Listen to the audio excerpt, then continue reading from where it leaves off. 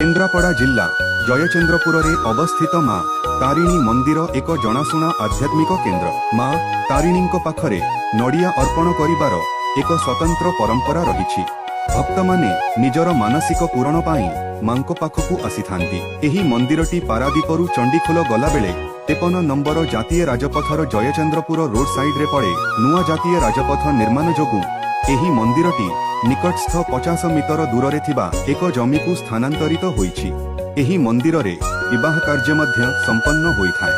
एही मंदिरटी केन्द्रापड़ा जिल्लार जयचंद्रपुर बौद्धा पाखापाखी अंचल रे अवस्थित। यह स्थानीय लोकंक पाई एक प्रमुख श्रद्धा केन्द्र।